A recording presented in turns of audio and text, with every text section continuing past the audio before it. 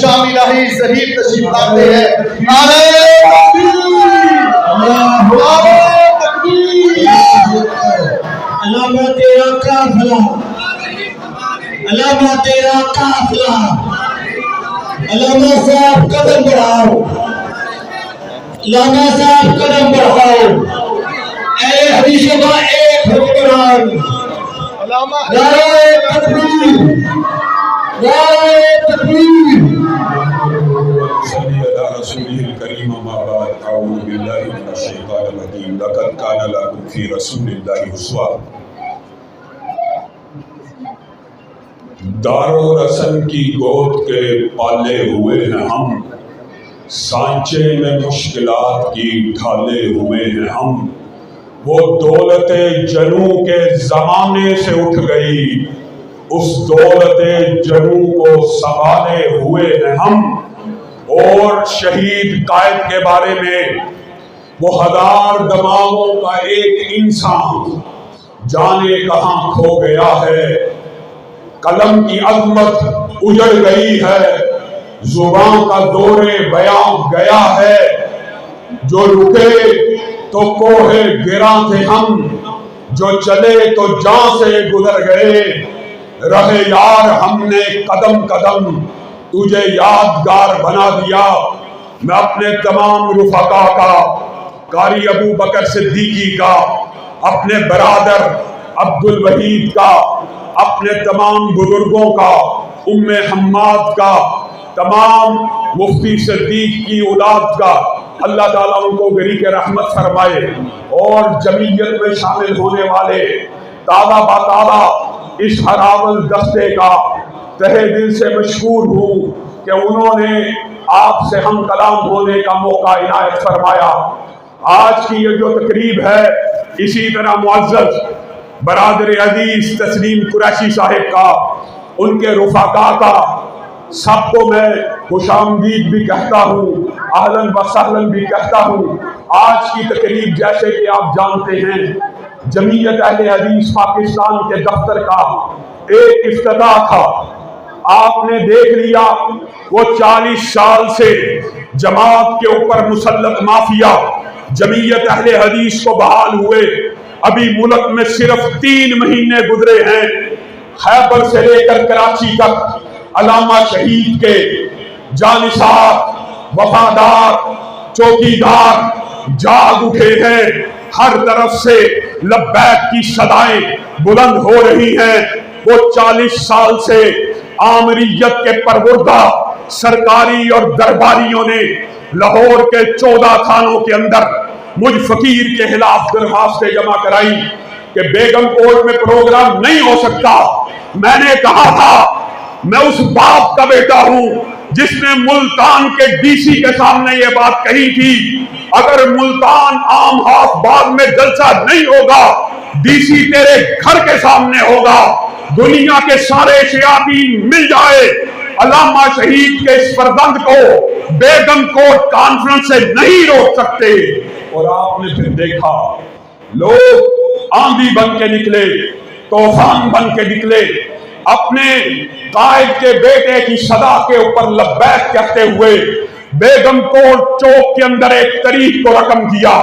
کچھ عرصہ گزرا، سیالکوٹ کے امیر جمعیت اہل حدیث کے جوید برایا صاحب کے خلاف یہ 40 سال سے سینٹ کے مدے لوٹنے والے اپنی جوتیاں اور ایڑیاں رگڑتے ہوئے ڈی پی او کے دفتر میں گئے کہ ان کی جماعت کے امیر کو اندر کر دیا جائے. لاہور میں ہمیں بڑی ذلت کا سامنا کرنا پڑا.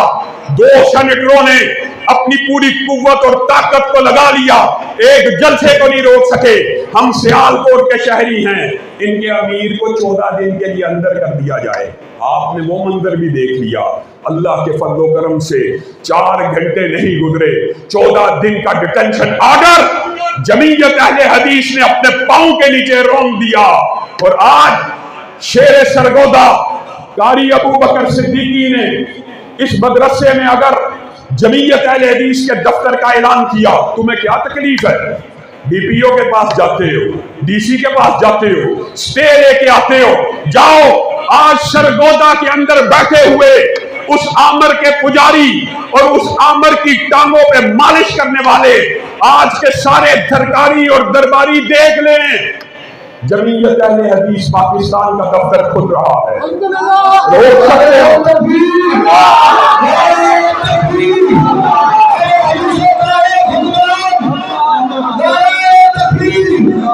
जमीयत अहले हदीस वो चढ़ता हुआ सूरज है जिसको उस वक्त भी दरबारियों और सरकारियों ने रोकने की कोशिश की थी जब अल्लामा इहसान इलाही ज़हीर ने जमीयत अहले हदीस की बुनियाद रखी। क्या कसूर रहा अल्लामा इहसान इलाही ज़हीर शहीद था? क्यों उनके मुखालिफ थे?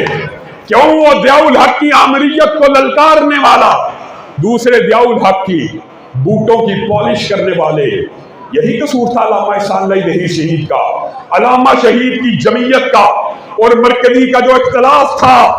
आज 40 साल बाद वही इख्तिलाफ आप लोगों के सामने आ चुका है। अल्लामा शहीद का बेटा आपके कान के अंदर दिफाए सहाबा की अज़ानें दे रहा, खत्मे नबूवत के तराने पढ़ रहा और उसको रोकने के लिए पर्चे कटवाए जा रहे, स्टे दिए जा रहे, मुकदमे दर्ज करवाने की धमकियां दी जा रही, साथियों को तरह तरह की साजिशों का डराने रहने दे, खड़े रहने दे, डराने और धमकाने की कोशिशें की जा रही हैं। क्या आप इस वक्त मुझसे वादा करते हैं कि मैं और आप जिस तरह अल्लामा शहीद ने, वालिद मोहतरम ने इन सरकारियों और दरबारियों का मुकाबला किया था, आप मेरे साथ मिलकर इन सरकारियों और दरबारियों का मुकाबला करने के लिए तैयार हैं? आप उठाकर वादा करें।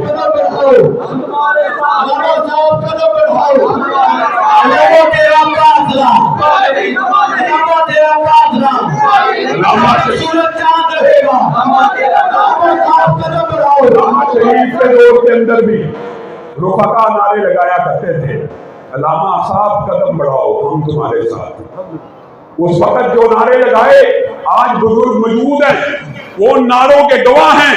बताइए, उस शहीद ने तो कदम बढ़ा दिया मदीना की गलियों की तरफ, बकी के रास्ते की तरफ, शहादत की मंजिल की तरफ।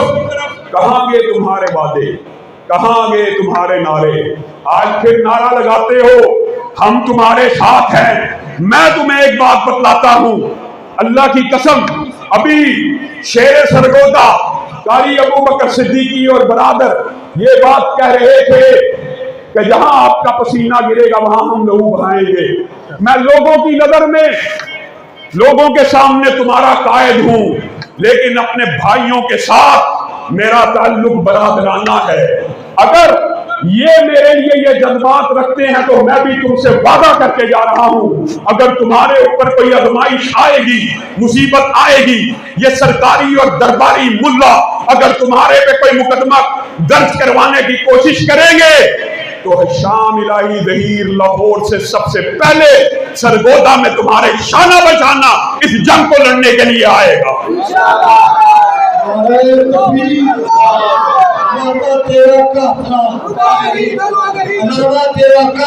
जमीयत अहले हदीस पाकिस्तान का दफ्तर खुल गया।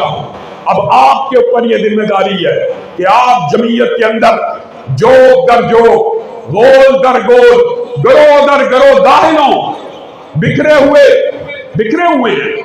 हमें बखेरा गया, हमारी सलाहियतों का मजाक उड़ाया गया। जमात के अंदर किसी बासलाहियत शख्स को पनपने नहीं दिया गया, टोका गया, रोका गया। ये 40 साल छोटी मुद्दत नहीं होती।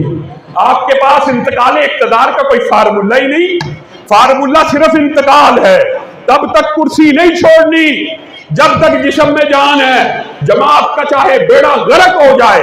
आज मुल्क के अंदर 2 करोड़ अहले हदीस, ये जुल्म है, जुल्म। और जमातों में कितने हैं? जमातों में कितने हैं? सारी जमातों को अगर मिला लिया जाए, ये मरसिया है, अपना पेट नंगा करने की बात है। 2 करोड़ से ज्यादा अहले हदीस मुल्क में मौजूद है कहाँ? पीटीआई में है, कहाँ पीपल पार्टी में है, कहाँ जमात इस्लामी में है, कहाँ नून लीग में। आपने जमातों में कोई अहले हदीस रहने दिया भी है? पूरी जमात को उठा लिया जाए, 1 लाख 1.5 लाख से ज्यादा अफराद जमात में मौजूद नहीं है। और अल्लाह के फजलो करम से صرف 3 ماہ کے اندر جمعیت اہل حدیث پاکستان نے اس ملک کے اندر ابھی کمپین نہیں چلائی، ابھی آواز کو گلی گلی کوچا کوچا نہیں پھیلایا، صرف سوشل میڈیا پہ اعلان ہوا 1 لاکھ سے زائد رجسٹرڈ کارکنان جمعیت اہل حدیث پاکستان میں شامل ہو چکے ہیں۔ ایک طرف 40 سالہ دور، ایک طرف 3 ماہ کی محنت ہے۔ ہمارا تسلیم بھائی کہہ رہے تھے مذہبی جماعتوں کا بنیادی طور پہ مذہبی جماعتوں کا قیام، اس کا مقصد ایک ہوتا ہے اپنی قوم کو تحفظ فراہم کرنا، اپنے مسلک کی مساجد کو، مدارس کو، علماء کا دفاع کرنا، لیکن یہ مقاصد بھی ہم فراموش کر چکے۔ اور جہاں تک سیاست کے اندر جمعیت اہل حدیث پاکستان کا کردار ہوگا، انشاءاللہ ہوگا، میں آپ سے یہ وعدہ کرتا ہوں، نہ ہم اقتدار کے حریص ہیں نہ اقتدار کے حریف ہیں، ہم ہر اس سیاسی جماعت کے ساتھ اتحاد کرنے کو تیار ہوں گے جو ہمیں عزت دے گا، وقار دے گا، احترام دے گا۔ اور آج یہ بات میں کہہ دینا چاہتا ہوں، اللہ کے فضل و کرم سے جمعیت اہل حدیث پاکستان کی جو ابھرتی ہوئی طاقت ہے، جو ابھرتی ہوئی قوت ہے، اس کا ہر حلقے میں، پاکستان کے ہر حلقے میں اتنا ووٹ بینک موجود ہے کہ یہ جس جماعت کے پلڑے میں ڈلے گا وہی پلڑا بھاری ہو جائے گا۔ یہ سیاسی جماعتیں بھی آپ 5,000 10,000 ووٹوں کے تانے دیتے رہیں، 5-10 ہزار ووٹ کم نہیں ہوتے۔ اور اللہ کے فضل سے جب 2 کروڑ عوام اہل حدیث کو ہم بیدار کریں گے تو پھر اس وقت جو انقلاب کا منظر ہوگا، جو تبدیلی کا، آپ کے یہ مجھے بتائیے ایک چھوٹے سے دفتر کے افتتاح کے اوپر آپ کا اس طرح امڑ آنا، امڑتے ہوئے سیلابوں کی طرح، یہ کس بات کی نوید ہے؟ اسی بات کی نوید اور غماد ہے کہ لوگ تمہاری حرکتوں سے تنگ آ چکے ہیں۔ اور اگر ہم ابھی بھی عزت اور احترام کا دامن ہاتھ سے نہیں چھوڑتے، لیکن یہ عوام سمجھ چکی ہے، ایک آدمی جس کا کوئی کاروبار نہیں، جس کا کوئی تجارت نہیں، جس کا کوئی بزنس نہیں، اور اس کا کام کیا ہے؟ صرف چندہ مانگنا، اور اس کی جائیدادیں کتنی ہیں؟ اربوں میں، کھربوں میں۔ تو بتائیے وہ جائیدادیں کہاں سے آئی ہیں؟ عوام اہل حدیث اس بات کو سمجھ چکی ہے، اس بات کو بھان چکی ہے۔ اتنی نہ بڑا پاکی داما کی حقائق، دامن کو ذرا دیکھ، ذرا بند قبا دیکھ، اپنا راستہ دو، ہمیں اپنا کام کرنے دو۔ پہلے بھی یہ دعوت فکر دی تھی، جمعیت اہل حدیث کو جس دن بحال کیا تھا، ہمارے رستے میں مت آنا، روڑے مت اٹکانا، اگر کوئی الزام لگاؤ گے ہم سچے ہیں، مباہلہ کریں گے، چیلنج کریں گے، تم جھوٹے ہو، نہ تم ہمارے مباہلوں کا جواب دے سکتے ہو، نہ ہماری باتوں کا جواب دے سکتے ہو۔ آج پھر کہتے ہیں میر صاحب یہ جو 40 سالہ پرانی طرز سیاست ہے، جس کو آپ نے مولانا محمد علی جانباز کے اوپر آزمایا، برق توحیدی کے اوپر آزمایا، میاں جمیل کے اوپر آزمایا، مولانا منظور کے اوپر آزمایا، ذاکر الرحمن صدیقی پہ آزمایا، طارق یزدانی پہ آزمایا، 20 علماء کے اوپر آزمایا، جو کھڑا ہو جائے اس کے اوپر مقدمے درج کر دیے جائیں، اس کو روکا جائے، اس کو ٹوکا جائے۔ تمہاری یہ 40 سالہ طرز سیاست احسان الہی ظہیر کے بیٹے کے اوپر نہیں چلنے والی۔ کیا تم میرا ساتھ دینے کے لیے تیار ہو؟ ہاتھ اٹھا کر وعدہ کرو، ہاتھ اٹھا کر وعدہ کرو، اور انشاءاللہ ابھی یہاں سے ہم نے جانا ہے، ختم نبوت کانفرنس سے خطاب کرنا ہے، وہاں پر اہل سنت کے موقف کو بیان کریں گے۔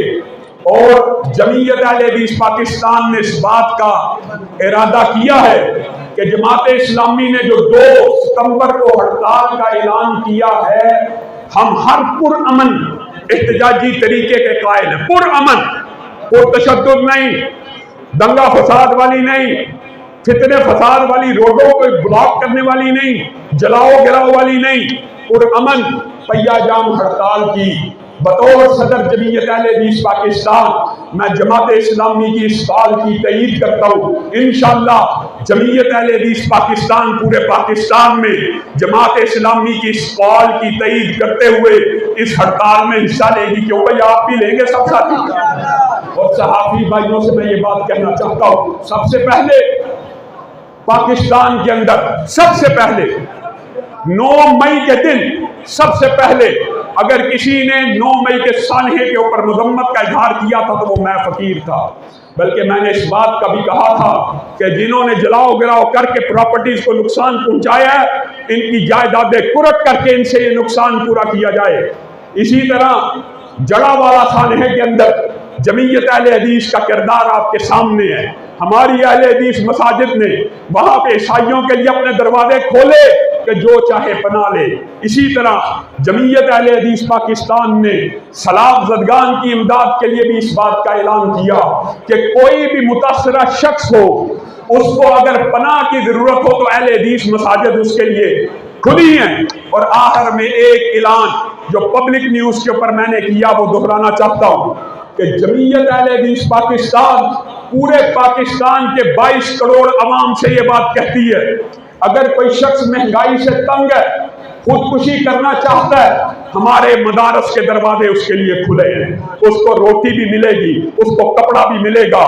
70 لاکھ سے زائد افراد مدارس کے اندر صبح دوپہر شام کی روٹیاں کھا رہے ہیں۔ بتائیے اتنی بڑی این جی اوز کا ذکر ہمارے سیاستدان نہیں کرتے۔ دکھ اور افسوس کی بات ہے، یہ بہت بڑی این جی اوز ہیں۔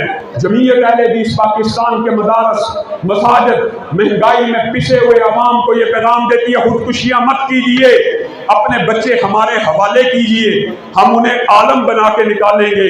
اور انشاءاللہ آئندہ آنے والا دور یہ وطن تسلیم بھائی کہہ رہے تھے لا الہ الا اللہ کی بنیاد پہ بنا، ہم نے اس بنیاد سے غداری کی جس کی وجہ سے آج پاکستان زوال کا شکار ہے۔ اگر ہم اللہ سے کیے گئے وعدے کو پورا کرنا چاہیں اور علماء کو منبر رسول کا صرف وارث نہ سمجھیں، تخت رسول کا وارث بھی سمجھنا شروع کر دیں تو پھر ٹوٹ گریں گی زنجیریں اور زندانوں کی خیر نہیں۔ یہ دریا جھوم کے اٹھے ہیں، تنکوں سے نہ ٹالے جائیں گے۔ اور کیا حسن نے سمجھا ہے، کیا عشق نے جانا ہے، ہم ہاتھ نشینوں کی ٹھوکر نے دبانا ہے۔ وآخر دعوانا ان الحمد للہ رب العالمین۔